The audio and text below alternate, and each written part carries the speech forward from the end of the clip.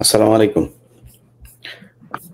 প্রিয় দর্শক, আপনারা জানেন সবাই যে সেনা কর্মকর্তাদের মধ্যে যারা দুর্বৃত্ত, যারা গুম-খুনের সাথে জড়িত ছিল, এরকম একটা তালিকা আন্তর্জাতিক অপরাধ ট্রাইব্যুনাল তারা প্রকাশ করেছেন।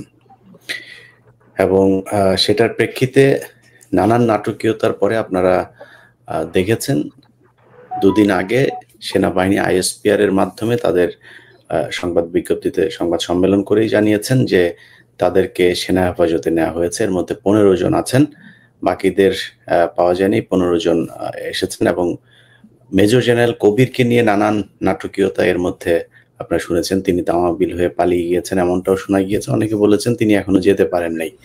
কিন্তু যেতে পারুক আর না পারুক, সেনাবাহিনীর এই অফিসার সে যদি পালিয়ে যায় বা পালিয়ে থাকে দেশের ভেতরে, সেটার দায়ও সেনাবাহিনীর।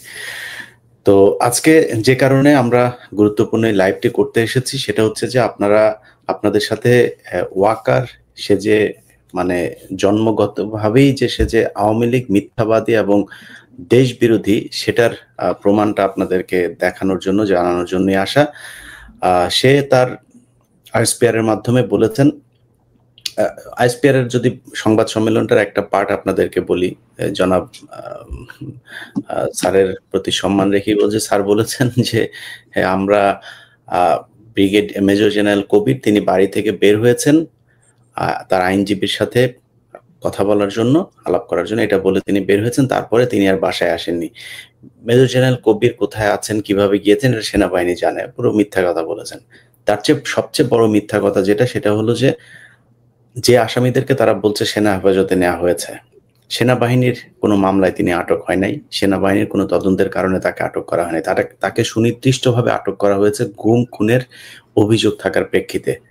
বাংলাদেশের সংবিধান, বাংলাদেশের আইন, এই সব মিলিয়ে যদি আমরা বলি তাহলে সেনা আইনে তাদের বিচার করার কোনো সুযোগ নাই। আমরা গতকালকে আমি অনুষ্ঠানের কোনো এক জায়গায় আপনাদেরকে আন্তর্জাতিক অপরাধ ট্রাইব্যুনালের চিফ প্রসিকিউটর যিনি আছেন তাজুল ইসলাম, তার বক্তব্যটা শোনাবো। তার এই বক্তব্যের পর থেকে আমার মাথায় আসলো যে তাহলে তিনি যেটা বলছেন যে ২৪ ঘন্টার মধ্যে তাকে আদালতে আনতে হবে আসামিদেরকে, তাকে এখনো আনুষ্ঠানিকভাবে কিছু জানানো হয়নি। তার মানে এর মধ্য দিয়েও ওয়াকার একটা ধূম্রজাল তৈরি করার চেষ্টা করছে। এবং পরবর্তীতে যেটা জানতে পারলাম, ঘটনাটা আসলে সেটাই ঘটেছে। তাদেরকে দেয়া হচ্ছে না, তাদেরকে নিয়ে গড়িমসি শুরু করেছেন ওয়াকার। তো সে বিষয়টা নিয়ে আমরা কথা বলবো। আমরা প্রথমেই আমাদের সাথে একজন বিজ্ঞ আইনজীবী আছেন। আপনারা ফখরুল ইসলামকে সবাই চেনেন মোটামুটি। উনি বিখ্যাত আইনজীবী আমাদের, সালাউদ্দিন কাদের চৌধুরী, জনাব দেলোয়ার হোসেন সাঈদী সহ অনেকের মামলায় তিনি লড়েছেন বিবাদী পক্ষে হয়ে।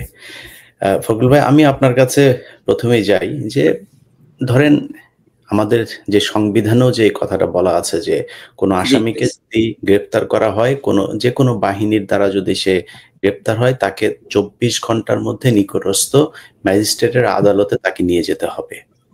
তার উপরে এখন আমাদের গুম খুনের জন্য সুনির্দিষ্ট বিশেষায়িত যে আদালতটি করা হয়েছে, এর বাইরে অন্য কোনো জায়গায় এটার বিচার করার কোনো সুযোগই নাই।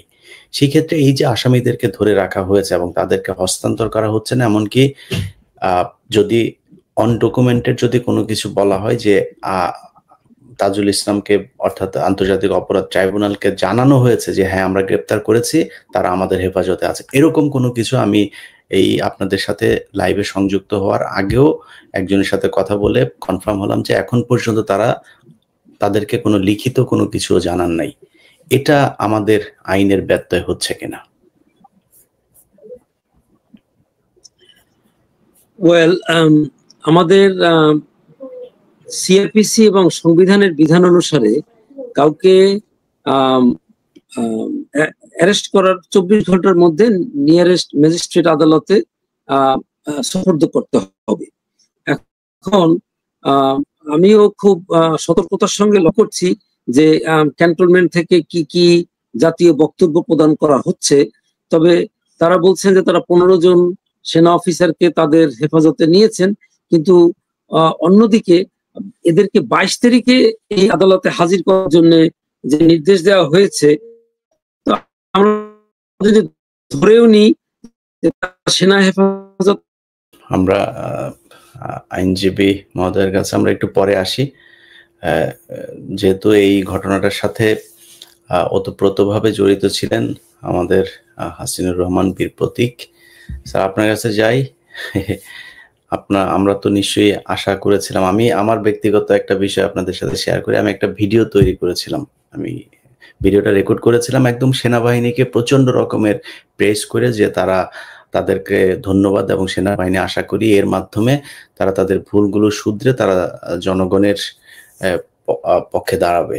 আমি সেই ভিডিওটা দেওয়ার আগেই এই ঘটনাগুলো যখন দেখলাম, ওই ভিডিওটা আমি হোল্ড করেছে, এটা দেওয়ার মতো সময় বোধহয় এখনো আসে না, এখনো মনে হয় সেনাবাহিনীর বিরুদ্ধে আমাদেরকে কথা বলতে হবে। আপনি এটার সাথে সেই শুরু থেকেই আছেন গুম খুনের এই বিষয়গুলোতে, আপনার কাছে কি মনে হয় এটা নিয়ে কি তারা নতুন করে কোনো ষড়যন্ত্র করবার চেষ্টা করছে কিনা? বিসমিল্লাহির রহিম। ইলিয়াস ভাই, এখানে আসলে কোনো স্কোপ নাই। যখনই স্বীকার করতে আমাদের কাছে, ফখরুল ভাই আপনার কাছে আসছি আমরা আবারও, যখনই সেনাবাহিনী স্বীকার করছে আমার কাছে আছে, আমার হেফাজতে, তখন তাকে 24 ঘন্টার মধ্যে আদালতে হাজির করতে হবে। ওখান থেকে নেক্সট ডিসপোজাল আর বেশি কোথায় থাকবে?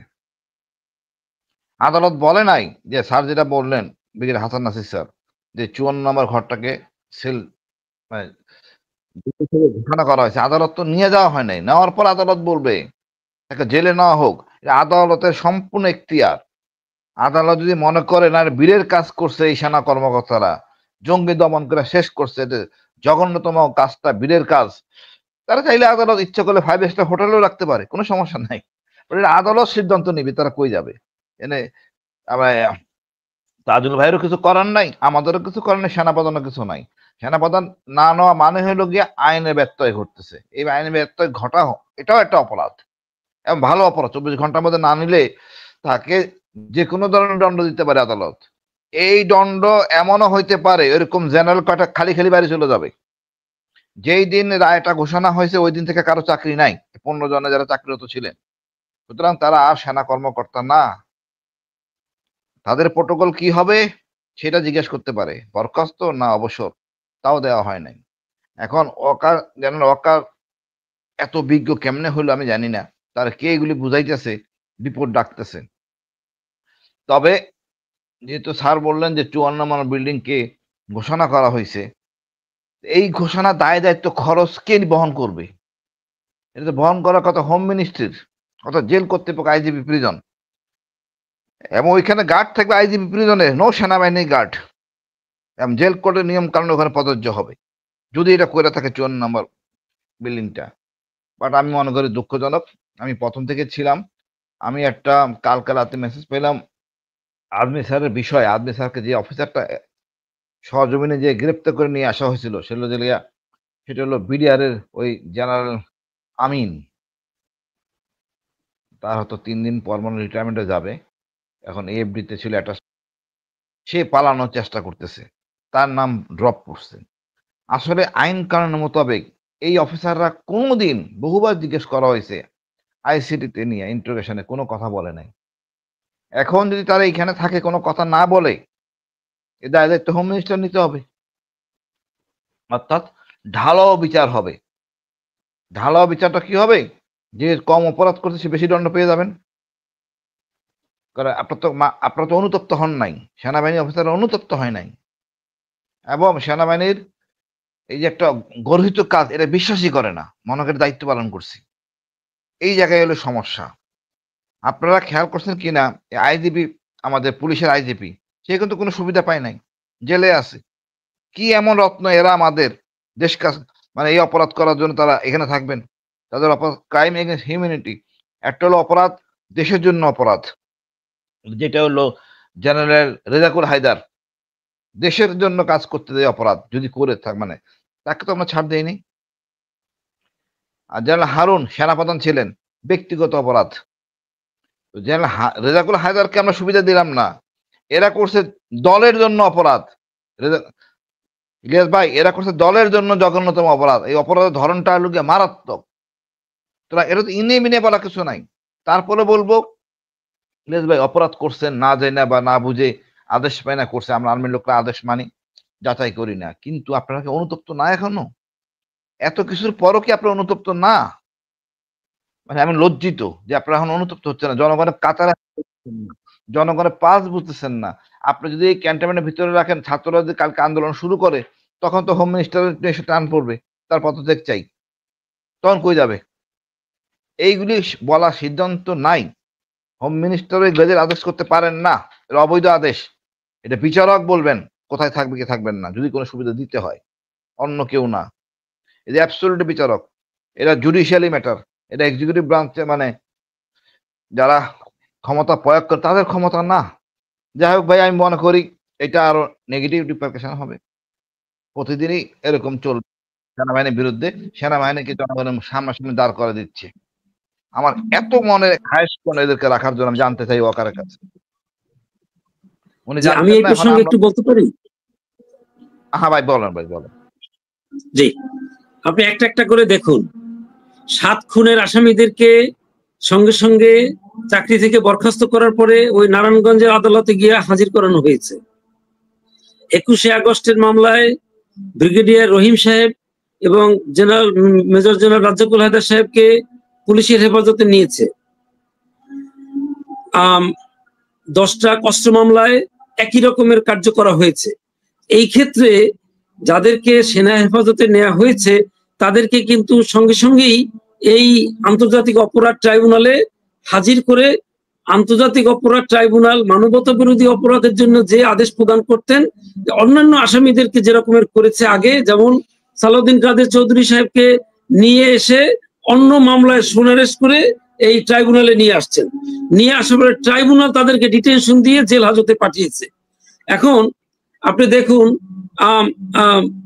আমাদের ফরমার চিফ জাস্টিস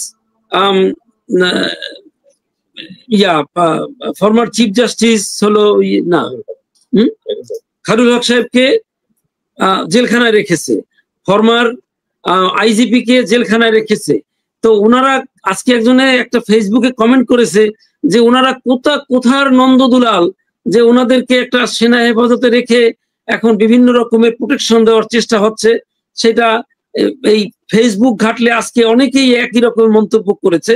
কাজে আমি আইনজীবী হিসেবে বলবো যে ওনাদেরকে সেনা হেফাজতে নেওয়ার সঙ্গে সঙ্গেই আন্তর্জাতিক অপরাধ ট্রাইব্যুনালে যেখান থেকে ওনাদের বিরুদ্ধে ওয়ারেন্ট দেওয়া হয়েছে সেইখানে সোপর্দ করা উচিত ছিল।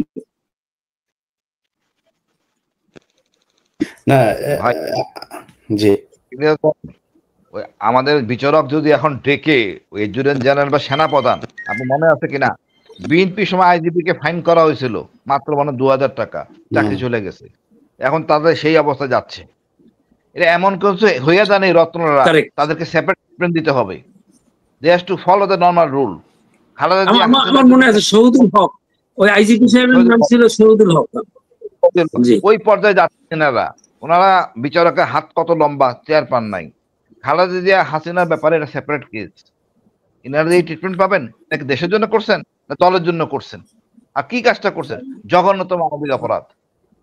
তো ওয়াকা সাহেবের গায়ে রক্ত এতদিন মনে করতাম সহজ সরল, সারা অঙ্গে উনি আওয়ামী লীগ।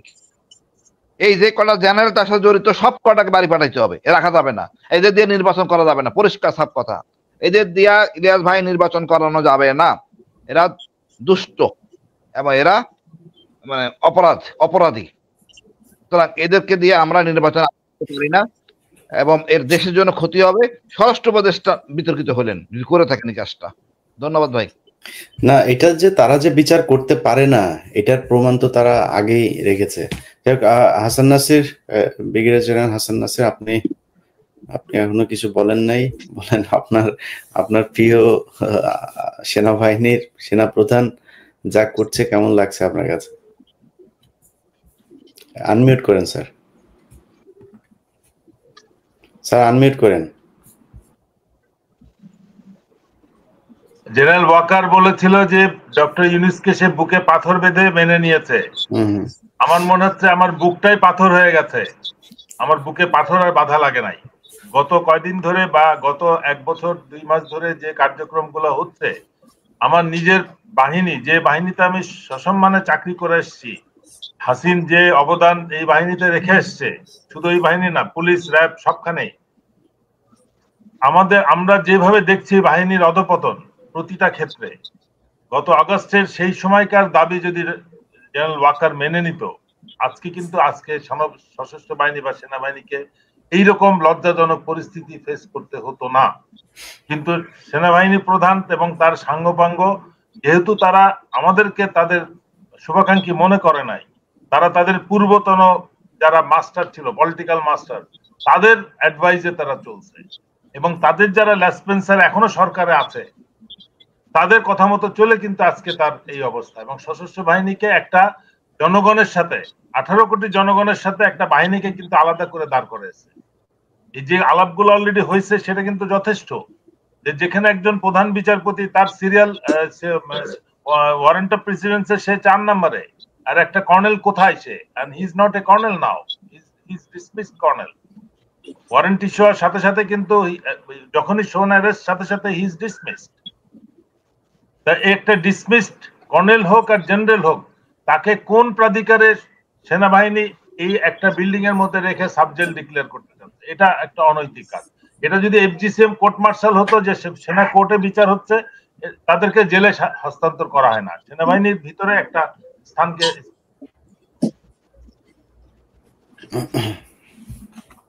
না, সাবজেলটা তো সাবজেল আপনি ডিক্লেয়ার করতে পারবেন আদালতে সোপর্দ করার পরে, আদালতের পারমিশনে সাবজেল ডিক্লেয়ার করতে আপনি পারবেন। যেমন ওই পয়েন্টে এখন আসি নাই, আমি শুধু মিলিটারি অ্যাসপেক্টে আসছি।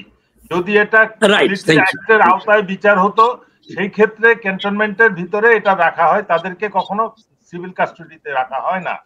বাট এটা যেহেতু মানবতার বিরুদ্ধে অপরাধ এবং ইন্টারন্যাশনাল ক্রাইমস ট্রাইব্যুনাল কোর্টের ওয়ারেন্ট, এটা কিন্তু আদালত ডিক্লেয়ার করছে, এটা কিন্তু চিফ প্রসিকিউটর তার আদেশ না।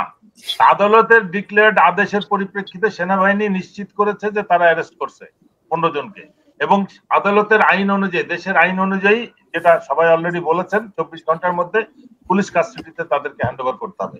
বাট আমার যেটা মনে হচ্ছে, হোম মিনিস্ট্রি স্বতঃস্ফূর্ত হয়ে সাবজেল ডিক্লেয়ার করছে, আর্মির দ্বারা ইনফ্লুয়েন্সড হয়ে কিনা এটা যাচাই করার বিষয়। এটা নিঃসন্দেহে উনি যেহেতু প্রাক্তন সেনা কর্মকর্তা, সেই হিসেবে উনি করেছেন কিনা, আদালতের এই ব্যাপারে কোনো আদেশ আছে কিনা আমরা কিন্তু জানি না।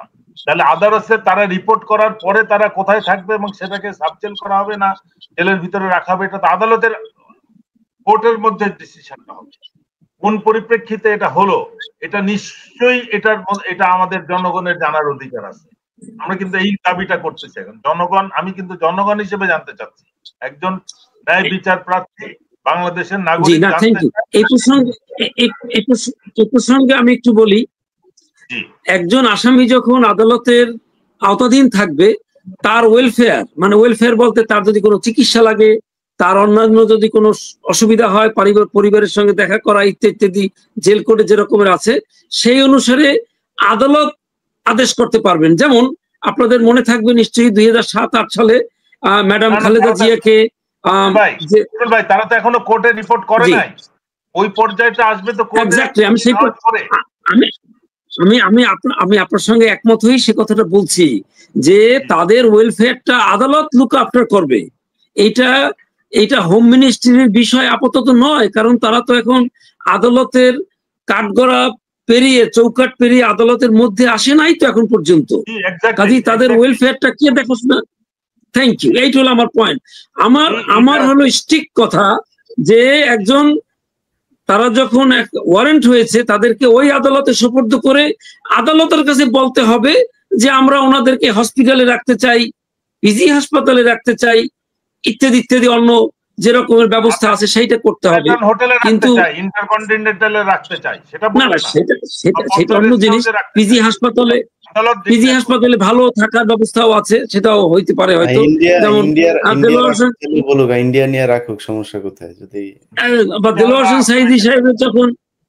হোসেন সাঈদী সাহেব যখন অসুস্থ হয়ে পড়লেন, তখন এই আন্তর্জাতিক অপরাধ ট্রাইব্যুনালের জজ সাহেবরাই এত হস্টাইল থাকার পরেও ওনাকে কিন্তু বারডেমে চিকিৎসার ব্যবস্থা করে দিয়েছিলেন সে সময়। কাজে ওয়েলফেয়ারটা আদালতের উপরে নির্ভর করবে। যেমন আমি যখন অ্যারেস্ট হলাম, আমাকে আদালত ইচ্ছা করেই ডিভিশন দিয়েছে, কাজে আমার 4 বছর আদালতে থাকাটা একটু মোটামুটি কম্পারেটিভলি বেটার ছিলাম আর কি। ওই আমার পাশে মেজর জাকির সাহেব ছিল কিছুদিন, এরকমের। কাজে এটা আদালতের ব্যাপার। জি জি, এই বিষয়টাই আমি বলতে চাচ্ছি, এই ঘটনার যেটা ঘটছে এটা যদি হোম মিনিস্ট্রি স্বতঃস্ফূর্ত ভাবে করে থাকে, সেনাবাহিনীর ইনফ্লুয়েন্সে যদি করে থাকে, অবশ্যই এটা আইনের বরখেলাপ। না, আমি একটু ইলিয়াস ভাইকে অনুরোধ করব যে হোম মিনিস্ট্রি যে যদি এরকম একটা প্রজ্ঞাপন জারি করে থাকে, তাহলে কার আবেদনে জারি করলেন সেটা আপনি একটু খুঁটিনাটি দেখতে পারবেন, যেটা আমাদের পক্ষে সম্ভব না।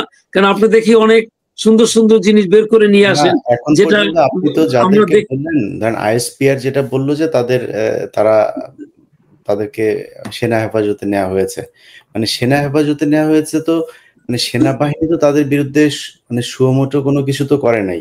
সেটা যেহেতু করে নাই, তাহলে কাদের জন্য ধরলো? যাদের জন্য ধরলো সেই সংস্থাকে এখন পর্যন্ত ইনফর্ম করা হয় নাই, জানেন। এবং তাদের কাছে পৌঁছাতে হবে তো, আসামিরা সেখানে পৌঁছালে না বোঝা যাবে যে তারা। ইলিয়াস ভাই এখানে ইনফর্ম করা কিছু নাই, ধরবে 24 ঘন্টার মধ্যে আদালতে নিতে হবে। এখানে আসামি পক্ষের আইনজীবী থাকবে, সে বলবে ভাই আমার লোকজন অসুস্থ স্যার, এরা দেন, জামিনে রাখেন। এটা হলো ওখানে মারামারি হবে তাদের পার্টি আর এই আমাদের আর্মি অফিসারদের পার্টি, ওইখানে সিদ্ধান্ত হবে কি হবে কি হবে না, মাঝখান দিয়ে অন্য কারো সিদ্ধান্তের ক্ষমতা নাই। এটা আদালতের আইন। আমি বলি, ধরেন আপনি তো এটা আইনের কথা বললেন, মানে আইএসপিআর বা সেনাবাহিনী তো কোনো মানে আইন প্রয়োগকারী সংস্থা না, তাই না? এরা তো আমাদের আইন প্রয়োগকারী সংস্থা না।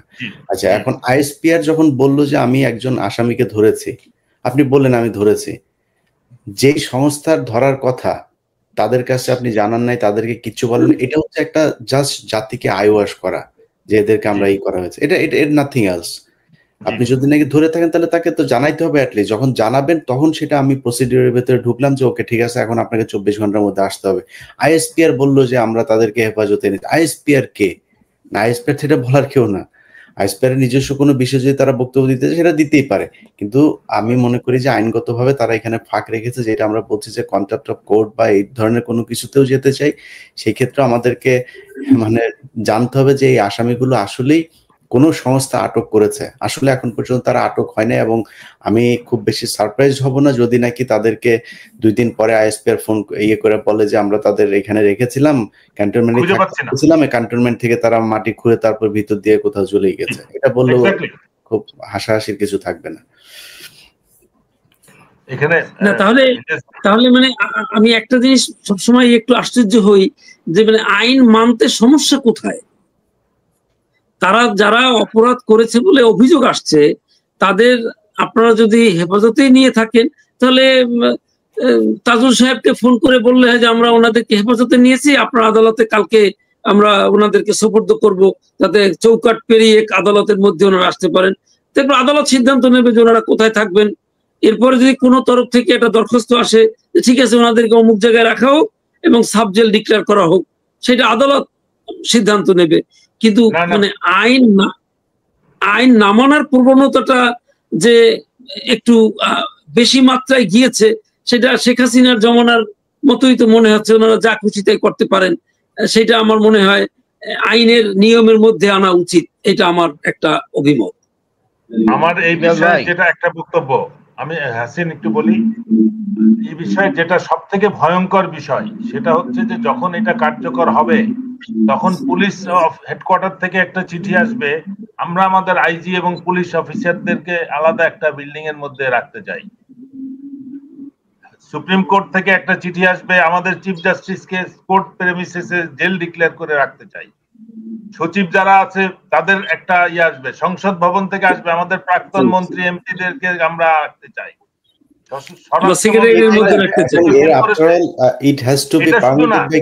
আগামীতে আপনি ওই রংপুর বা ভুরুঙ্গামারি ওখানকার একটা নেতা, রাজনৈতিক নেতাকে অ্যারেস্ট করবেন, সেও তাকে ধরে রেখে বলবে যে আমরা এখানে তারে রেখে সাবজেক্ট ডিক্লেয়ার করেন। তারা আবেদন জানাইতেই পারে, বাট কোর্টের পারমিশন তো এটা পারমিট করতে হবে, তো কোর্ট অ্যালাউ করতে হবে। এটা একটা ভয়ঙ্কর প্যান্ডোরা বক্স খুলে যাবে।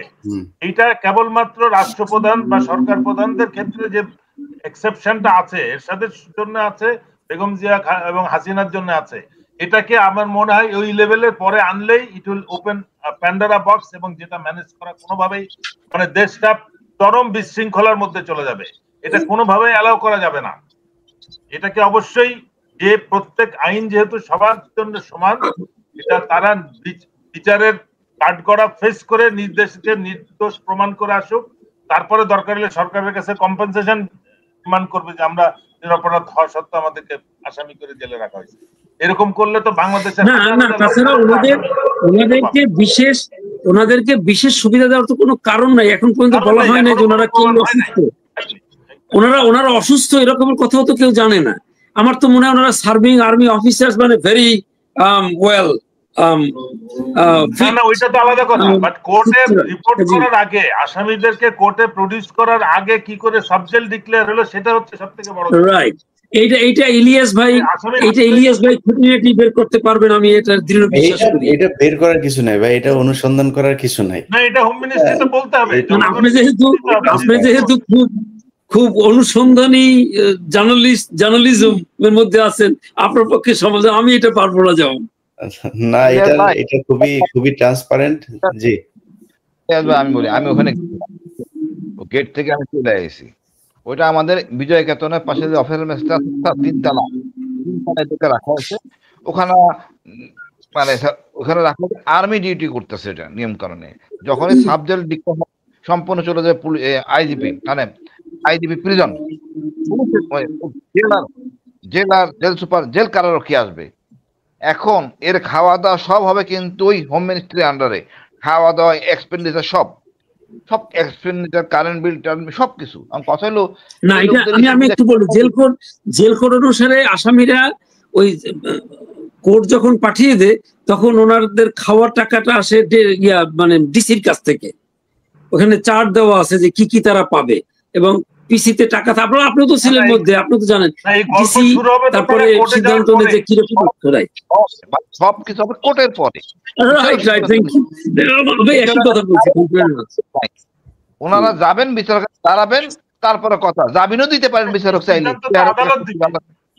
হ্যাঁ, বিচারকের ব্যাপার, এটা অন্য কারো ব্যাপার না। বিচারক বলতে আপনার দেখতে ভালো লাগতেছে, ঠিক আছে, পাসপোর্ট জমা রাখেন, আপনার হাতে ঘোরাফেরা করেন। আচ্ছা, এবার বলতে ধরেন আপনারা তো কোর্টে টোটে নিয়ে যাচ্ছেন, আমি যতটুকু জানতে পেরেছি যাদেরকে আটকের কথা বলা হয়েছে তারা গতকালকে মিটিংও করেছেন। অতএব ওই ক্যান্টনমেন্টে থাকলে এটাই হবে। অতএব এখানে নিয়ে এত আশাবাদী হওয়ার কিছু নাই। আমরা বাংলাদেশের মানুষদেরকে জানানোর। ইলিয়াস ভাই, আপনি ওই কি প্রজ্ঞাপনটা পেয়েছেন কিনা, ওই যে সাময়িকভাবে কারাগার ঘোষণার প্রজ্ঞাপনটা পেয়েছেন? হাতে আমার কাছে একটা কপি আছে, ওই যে ঢাকা টাইমসে যেটা বের হয়েছে। ও গুড। আমার অ্যাসোসিয়েট অ্যাডভোকেট মাত্রই আমাকে দেখালো যে এটা 541 এর এক প্রিজেন্স অ্যাক্ট 1894 ধারা 3B, ঢাকা সেনানিবাস বাসার রোডের সংলগ্ন উত্তর পাশের এমইএস বিল্ডিং নাম্বার 54 নম্বরকে সাময়িক কারাগার হিসেবে ঘোষণা করা হয়েছে। এটা যে কাদের জন্য করা হয়েছে এটা তো নিশ্চিত না। It could be for chief justice, it could be for those ministers and others. আমরা ওইটাকে কোন রকম প্রিজুডিস না ধরে আমরা বলবো যে যাদেরকে এই গুমের জন্য ওয়ারেন্ট জারির পরিপ্রেক্ষিতে যাদেরকে ওয়ারেন্ট ইস্যু হয়েছে তারা কোর্টে রিপোর্ট করার পরে কোর্ট তাদের সিদ্ধান্ত দিবে। Let us not think about it now. আমরা এই দাবিটাই থাকবে যে তারা কোর্টে যাবে নিয়ম মোতাবেক অন্যান্য সব আসামিদের মতো। চিফ ইলেকশন কমিশনারকেও তো কোর্টে হাজির করে তারপরে সিদ্ধান্ত হয়েছে। এই জিনিসগুলা এখানে chief justice, chief election commissioner, ministers আছে, আইজি পুলিশ আছে, এক্স মিনিস্টার্স আছে। আগে তারা আদালতের মধ্যে চৌকাট পেরিয়ে আদালতের মধ্যে আসুক, তারপরে আদালত সিদ্ধান্ত নিক। আদালতের সিদ্ধান্তে তারা কোথায় থাকবে সেটা সেই অবস্থানে তারা রিপোর্ট করেছে। সুতরাং এই ঘোষণার সাথে আমি মনে করি যে এই 15 জনের কোনো সম্পর্ক নাই এবং এই 15 জনের ওখানে থাকারও কোনো সুযোগ নেই। যদি এটা হয়ে থাকে তাহলে এটা অবশ্যই একটা দুঃখজনক বিষয়। জি প্রিয় দর্শক, আমরা এর আগে দেখেছি যে সেনাবাহিনী তাদের নিজেদের অফিসারদেরকে বাঁচানোর একটা প্রবণতা ছিল এবং তারা বিডিআর হত্যাকাণ্ডের বিচার করতে পারেনি। সেখানে তারা বিডিআর এর সদস্যদের উপরে নির্বিচারে তাদেরকে শাস্তি দিয়েছে, তাদের পরিবার ধ্বংস করে দিয়েছে, তাদের জীবন ধ্বংস করে দিয়েছে।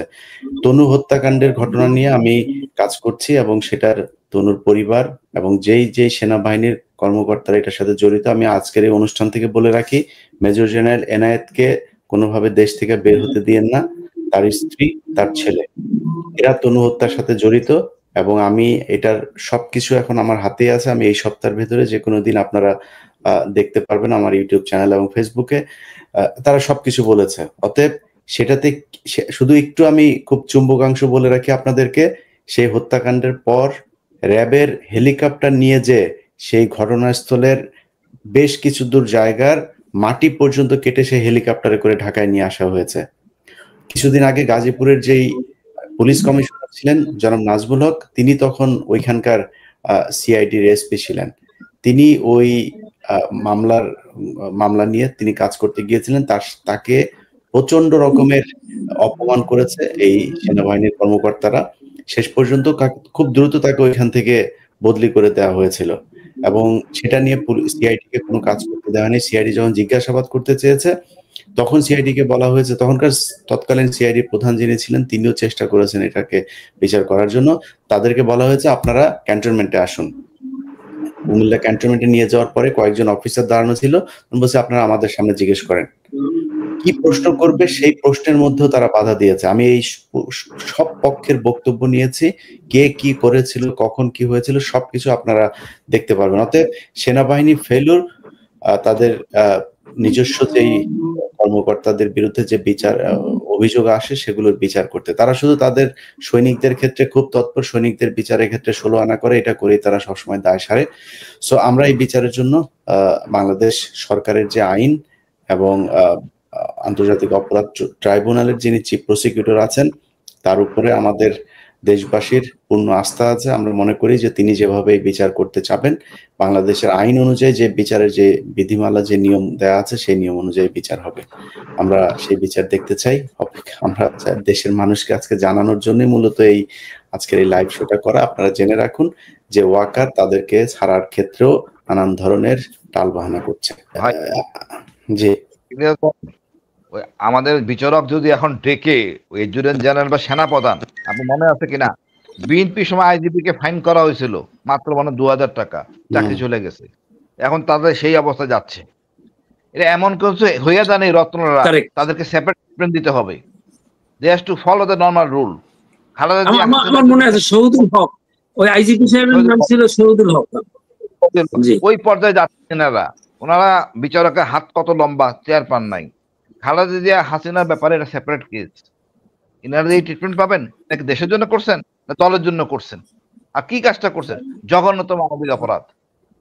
তো ওয়াকা সাহেবের গায়ে রক্ত এতদিন মনে করতাম সহজ সরল, সারা অঙ্গে উনি আওয়ামী লীগ। এই যে কটা জেনারেল তার সাথে জড়িত সব কটাকে বাড়ি পাঠাইতে হবে, রাখা যাবে না। এদের দিয়ে নির্বাচন করা যাবে না, পরিষ্কার সব কথা। এদের দিয়া ইলিয়াস ভাই নির্বাচন করানো যাবে না। এরা দুষ্ট এবং এরা মানে অপরাধী। সুতরাং এদেরকে দিয়ে আমরা নির্বাচন করতে পারি না এবং এর দেশের জন্য ক্ষতি হবে। স্বরাষ্ট্র উপদেষ্টা বিতর্কিত হলেন যদি করে থাকেন কাজটা। ধন্যবাদ ভাই। না, এটা যে তারা যে বিচার করতে পারে না এটার প্রমাণ তো তারা আগেই রেখেছে। হাসান নাসির, ব্রিগেডিয়ার জেনারেল হাসান নাসির, আপনি এখনো কিছু বলেন নাই, বলেন। আপনার প্রিয় সেনাবাহিনীর সেনাপ্রধান যা করছে কেমন লাগছে আপনার কাছে? আনমিউট করেন স্যার, আনমিউট করেন। জেনারেল ওয়াকার বলেছিল যে ডক্টর ইউনূসকে সে বুকে পাথর বেঁধে মেনে নিয়েছে। আমার মনে হচ্ছে আমার বুকটাই পাথর হয়ে গেছে, আমার বুকে পাথর আর বাধা লাগে নাই। গত কয়দিন ধরে বা গত 1 বছর 2 মাস ধরে যে কার্যক্রমগুলো হচ্ছে, আমার নিজের বাহিনী, যে বাহিনীতে আমি সসম্মানে চাকরি করে এসেছি, হাসিন যে অবদান এই বাহিনীতে রেখে এসছে, শুধু এই বাহিনী না, পুলিশ, র্যাব সবখানেই আমরা যেভাবে দেখছি বাহিনীর অধপতন প্রতিটা ক্ষেত্রে। গত আগস্টের সেই সময়কার দাবি যদি জেনারেল ওয়াকার মেনে নিত, আজকে সশস্ত্র বাহিনী বা সেনাবাহিনীকে এইরকম লজ্জাজনক পরিস্থিতি ফেস করতে হতো না। কিন্তু সেনাবাহিনী প্রধান এবং তার সাঙ্গপাঙ্গ, যেহেতু তারা আমাদেরকে তাদের শুভাকাঙ্ক্ষী মনে করে নাই, তারা তাদের পূর্বতন যারা মাস্টার ছিল, পলিটিক্যাল মাস্টার, তাদের অ্যাডভাইসে তারা চলছে এবং তাদের যারা ল্যাসপেন্সার এখনো সরকারে আছে তাদের কথা মতো চলে কিন্তু আজকে তার এই অবস্থা। এবং সশস্ত্র বাহিনীকে একটা জনগণের সাথে, 18 কোটি জনগণের সাথে একটা বাহিনীকে কিন্তু আলাদা করে দাঁড় করেছে। এই যে আলাপগুলো অলরেডি হয়েছে সেটা কিন্তু যথেষ্ট, যে যেখানে একজন প্রধান বিচারপতি তার সিরিয়াল ওয়ারেন্ট অফ প্রেসিডেন্সে সে 4 নম্বরে, আর একটা কর্নেল কোথায় সে? And he is not a colonel now, he is dismissed colonel. Warrant issue হওয়ার সাথে সাথে কিন্তু যখনই শোন অ্যারেস্ট সাথে সাথে হি ইজ ডিসমিসড। তা একটা ডিসমিসড কর্নেল হোক আর জেনারেল হোক, তাকে কোন প্রাধিকারে সেনাবাহিনী এই একটা বিল্ডিং এর মধ্যে রেখে সাবজেল ডিক্লেয়ার করতে চাচ্ছে? এটা একটা অনৈতিক কাজ। এটা যদি এফজিসিএম কোর্ট মার্শাল হতো, যে সেনা কোর্টে বিচার হচ্ছে, তাদেরকে জেলে হস্তান্তর করা হয় না, সেনাবাহিনীর ভিতরে একটা স্থানকে।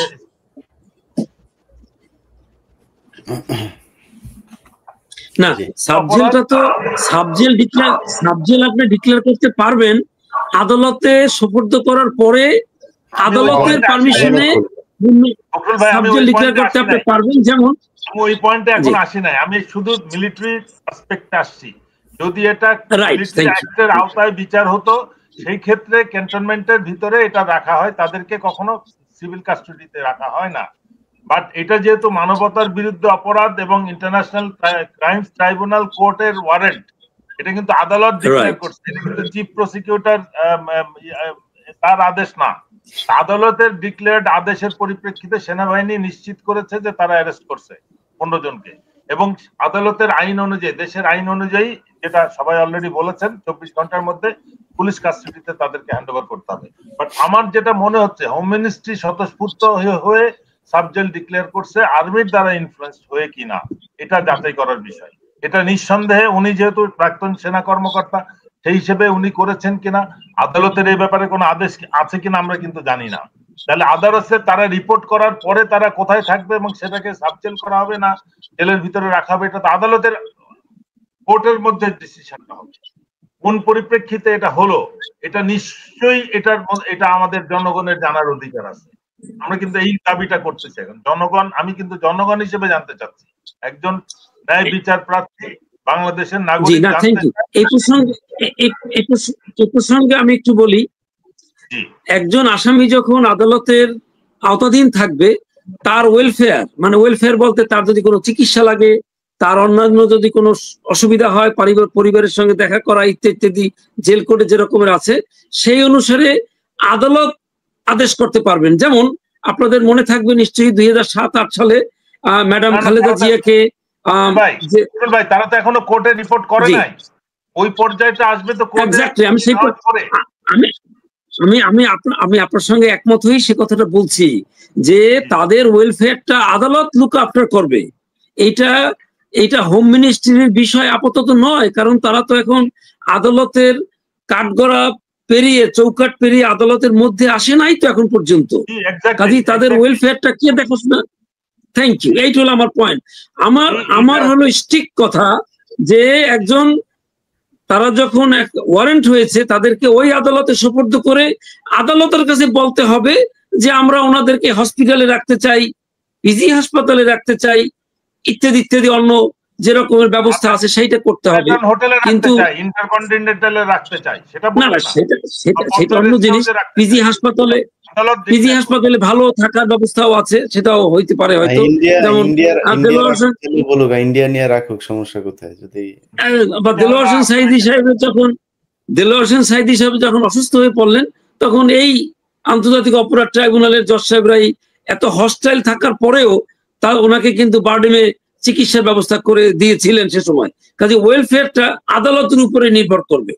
যেমন আমি যখন অ্যারেস্ট হলাম, আমাকে আদালত ইচ্ছা করেই ডিভিশন দিয়ে দিয়েছে, কাজে আমার 4 বছর আদালতে থাকাটা একটু মোটামুটি কম্পারেটিভলি বেটার ছিলাম আর কি। ওই আমার পাশে মেজর জাকির সাহেব ছিল কিছুদিন, এরকমের। কাজে এটা আদালতের ব্যাপার। কুমিল্লা ক্যান্টনমেন্টে নিয়ে যাওয়ার পরে কয়েকজন অফিসার দাঁড়ানো ছিল, বলছে আপনারা আমাদের সামনে জিজ্ঞেস করেন, কি প্রশ্ন করবে সেই প্রশ্নের মধ্যেও তারা বাধা দিয়েছে। আমি এই সব পক্ষের বক্তব্য নিয়েছি, কে কি করেছিল, কখন কি হয়েছিল, সবকিছু আপনারা দেখতে পারবেন। অতএব সেনাবাহিনী ফেলুর, তাদের নিজস্ব যেই কর্মকর্তাদের বিরুদ্ধে যে বিচার অভিযোগ আসে সেগুলোর বিচার করতে, তারা শুধু তাদের সৈনিকদের ক্ষেত্রে খুব তৎপর, সৈনিকদের বিচারের ক্ষেত্রে 16 আনা করে, এটা করেই তারা সবসময় দায় সারে। সো আমরা এই বিচারের জন্য বাংলাদেশ সরকারের যে আইন এবং আন্তর্জাতিক অপরাধ ট্রাইব্যুনালের যিনি চিফ প্রসিকিউটর আছেন, তার উপরে আমাদের দেশবাসীর পূর্ণ আস্থা আছে। আমরা মনে করি যে তিনি যেভাবে বিচার করতে চাবেন, বাংলাদেশের আইন অনুযায়ী যে বিচারের যে বিধিমালা, যে নিয়ম দেওয়া আছে, সেই নিয়ম অনুযায়ী বিচার হবে। আমরা সেই বিচার দেখতে চাই। আমরা দেশের মানুষকে আজকে জানানোর জন্যই মূলত এই আজকের এই লাইভ শোটা করা। আপনারা জেনে রাখুন যে ওয়াকার তাদেরকে ছাড়ার ক্ষেত্রেও নানান ধরনের টালবাহানা করছে। সবাই ভালো থাকবেন। আল্লাহ হাফেজ। ধন্যবাদ। জি।